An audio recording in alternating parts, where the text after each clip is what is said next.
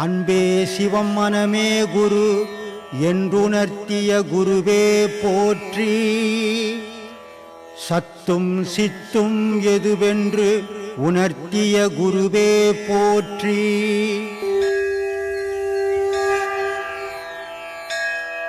ஆன்மீகத்துக்கு ஏதாவது வயது வரம்பு ஏதாவது இருக்கா சாமி? இருக்குதுமா. வயது ஆட்சி இளமைன்னு எதை வச்சு சொல்ற நீ? உடலை வச்சுதான் இளமை சொல்லுவாங்க. உடல் எதை வச்சு நிக்குது? ஆன்மாவை வச்சு. ஆன்மா சாகும் போது கூட படுக்கையில் இருக்கிற கூட ஆன்மா இருந்துக்கிட்டு தான் இருக்கும். 10 வயசுக்கு பையனுக்கும் ஆன்மா இருந்தது விந்தை வச்சு தான் சொல்லியிருக்கீங்க சாமி. விந்து வீரியமா சுரக்கிற வரைக்கும் உடல் ஆரோக்கியமா இருக்கும். விந்து சுரப்பு குறைய குறைய நீ இவ்வளவு சாப்பிட்டீங்கன்னா கூட விந்து இவ்வளோண்டு தான் உருவாகும். நீ இவ்வளோண்டு சாப்பிட்டீங்கன்னா இவ்வளவு விந்து உருவாகும் இளமையில. அந்த விந்துனுடைய சுரப்புக்கு ஏற்ற மாதிரி உடல் முன்ன மாதிரி மீன் இருக்குன்னு வச்சுக்கோ. அது குறைஞ்சி போச்சுன்னா என்ன மாதிரி தலைன்னு ஆட ஆரம்பிச்சோம். ஏன் சமயம் சமயம் அதை வச்சுதாம்மா வயசை நிர்ணயிக்கிறோம். அப்ப ஆன்மீகத்து வர்றதுக்கு வயது வரம்பு தடையே இல்லை. தடை இருக்குதுன்றன்னு. எப்படி தடை இருக்குது? அந்த விந்து சுரப்புக்குள்ள வந்தார கடவுளை அடையறதுக்கும் விந்து தான் வேணும். உலகத்துல நீ ஆம்பலியா பொம்பலியா வாழணும்னாலும் விந்து தான் வேணும். இங்கேயும் இது இருந்தாதான் உனக்கு மரியாதை, அங்கேயும் கடவுள் கிட்டுவோம் அது இருந்தாதான் மரியாதை. அது சுரக்கும் போதே நீ கடவுள் வழியில போயிட்டீங்கன்னா உனக்கு மரியாதை கிடைக்கும். எல்லாரும் வேலையும் இல்லைங்க எனக்கு பேரங்கிறதுக்கு அதை கல்யாணம் பண்ணிட்டு வரங்க, என் பேத்திக்கு இது பண்ணிட்டு வரங்கன்னு வந்தீங்கன்னா கடைசியில் அங்கே ஒண்ணுமே இல்லை. சட்டியில இருந்தால் தான் நாகப்பையில் வரும். சட்டியை காலி பண்ணி வச்சு கடவுள்கிட்ட போயின்னா ஒன்றும் கிடைக்கும். அதனால உடல்ல பலம் இருக்கிறதுக்குள்ள கடவுளை அடையணும். உலக செயல் செய், கடவுளுக்குன்னு ஒரு நேரத்தை ஒதுக்கி.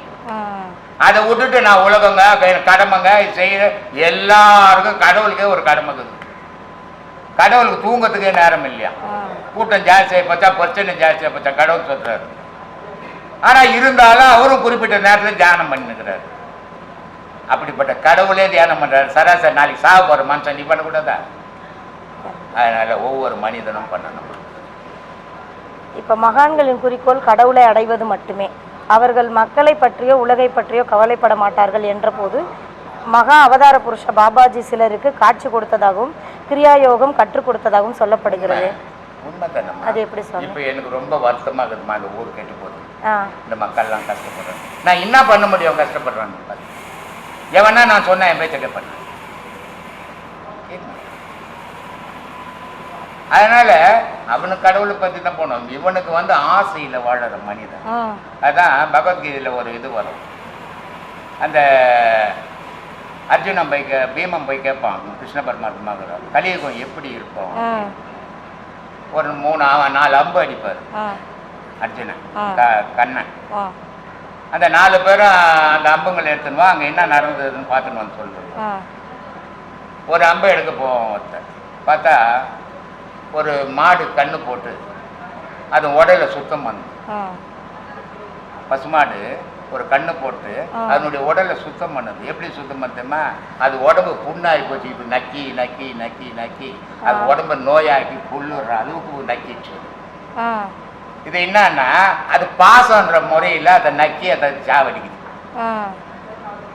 இல்லை ஒருத்தவன் சொன்னான் அது மாதிரி பசுமாடு அது உடம்பு புண்ணாகி போச்சுப்பா கண்ணு குட்டிக்கு அப்படின்னு நக்குது. இப்போ சொல்கிறார் கண்ணபத்மத்தான். இதாண்டா உலகம். கலியுகத்தில் பாசம் என்ற முறையில் தன்னுடைய பிள்ளைங்களை தன் தாயைக்கு தகப்பனை கெடுத்துருவான் அப்படின்னு. இன்னொரு அம்பு அடிக்கிறான்.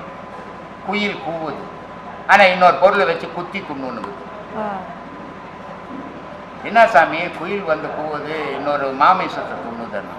இதாண்டா கலியுகத்தில் ஆன்மீகவாதிங்க பண்ண போகிறது. பேசுறது குயில் மாதிரி பேசுவான், செயலெல்லாம் கிருமி மாதிரி ஒத்தின்னு இருப்பான். எவ்வளோ பெரிய உண்மை இல்லை? ஆமாம் சார்.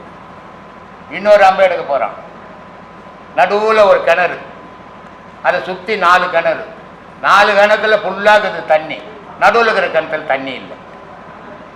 அவன் கேட்குறான் என்ன சாமி நடுவில் இருக்கிற கிணத்துல மட்டும் தண்ணி இல்லை, 4 கிணத்துல இதாண்டா கலியுகம். சுற்றி பணக்காரனாக இருப்பான், நடுவில் இருக்கிற ஏழைக்கு 10 பைசா கொடுக்க மாட்டான். உண்மை அதான் நடந்துட்டு. அதனால உலகத்தை அப்பவே நிர்ணயிச்சுட்டாங்க அவங்க இது எப்படி நடக்க போகுதுன்னு. நான் போன கிளாஸ்ல கூட சொல்லியிருந்தேன். குரான்ல ஒரு வாக்கியம் வரும். அந்த வாக்கியத்தில் சொல்றான் கத்திரி செடி, ஒரு மனுஷன் கத்திரிக்காய் இருப்பான். எப்படி கத்திரிக்காய் செடியை விட மனுஷன் உயரமாக இருப்பான். அதனால் கத்திரிக்காவை கையில் அறுத்துருவோம். இது ஒரு மிதமான காலம்.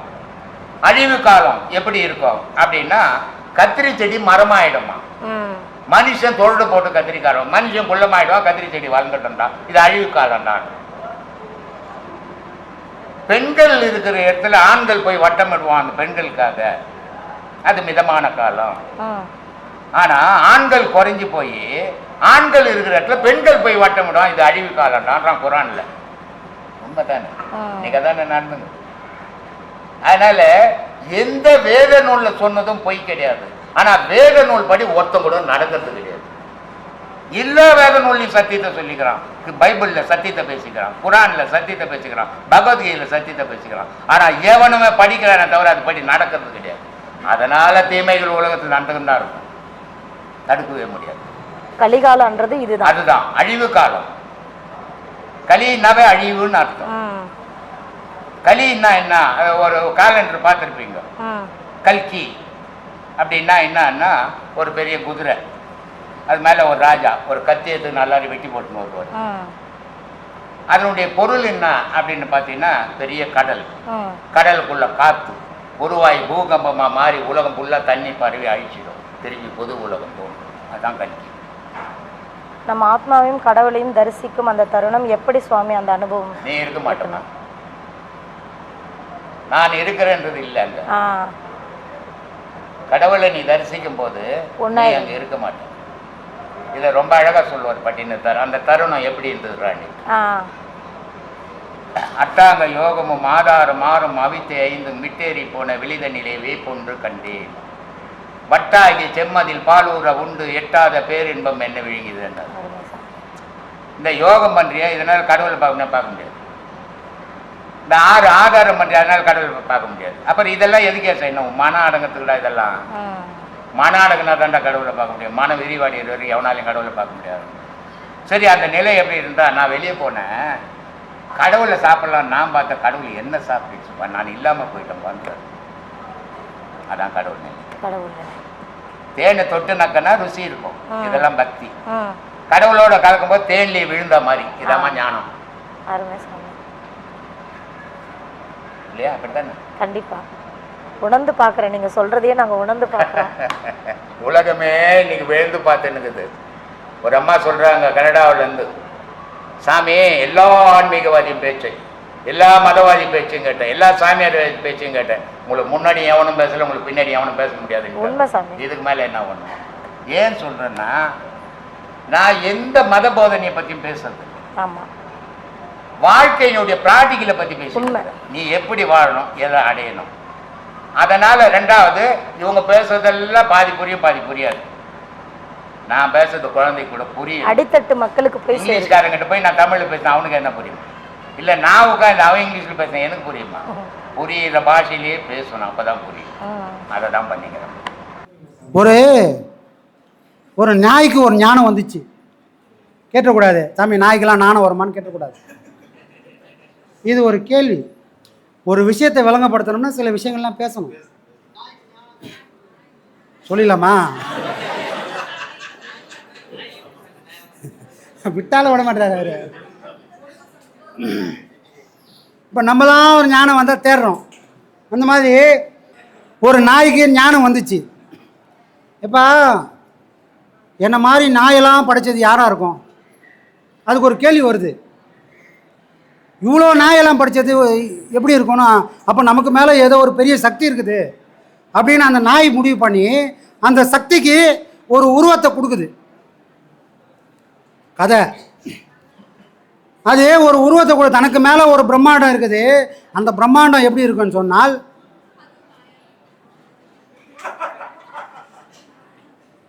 அப்போ அந்த சக்திக்கு அது உருவம் கொடுத்தா எப்படி உருவம் கொடுக்கும்னா, அந்த தெய்வ சக்தியை அந்த நாய் இன்னொரு நாயாக தான் பார்க்கும். நாம் பார்க்குற மாதிரி மனுஷ வடிவத்தில் அந்த நாயால் பார்க்க முடியாது. ஏன்னா நாய்க்குன்னு ஒரு தகுதி இருக்குது, அதை மீறி அதால் செயல்பட முடியாது. உலகத்தில் ஞானிகள் வருவாங்க, உன்னோட தகுதிக்கு ஏற்ற மாதிரி தான் அவங்கள புரிஞ்சுக்க முடியுமே தவிர அவங்களோட நிலையிலிருந்து யாரையும் நம்மளால் புரிஞ்சிக்க முடியாது.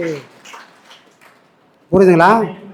இது சொல்லி மாளாது. மகனோட வாழ்க்கைன்றது சொல்லி மாளாது. சாமி இது சாப்பாடு இல்லை, பிரசாதம். இங்கே பசியாகிறதுக்காக போடுற விஷயம் இல்லை, அது ஞானத்தைய வழக்கத்துக்காக போடுற விஷயம்.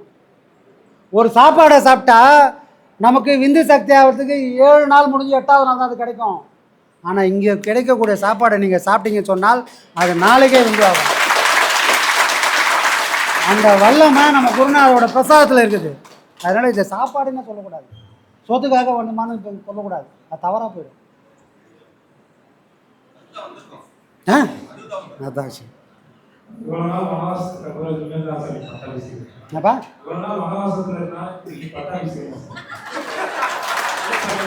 ஏப்பா வனமும் இந்த உலகத்தில் தான் இருக்குது, நாடும் இந்த உலகத்தில் தான் இருக்குது. அப்போ வனம்னு ஒன்று தனியாகவே இல்லை, இந்த உலகத்தில் தான் நானும் வாழறேன். நான் தனியாக எங்கேயுமே போகல. வனவாசனை யாரும் போக வேண்டிய வேலையில்லை சாமி. இந்த உலகமே ஒரு வனவாசமாக மாறும். உன் மனம் துறவியாக இருந்தால் இந்த உலகம் வனவாசமாக இருக்கும். உன் மனம் குதூகலமாக இருந்தால் காட்டுக்கே போனாலும் உன்னால் வனவாசத்தில் இருந்த மாதிரி இருக்க முடியாது. மனம்தான் நீ எப்படி இருக்க வேண்டியதுன்னு முடிவு பண்ணும்.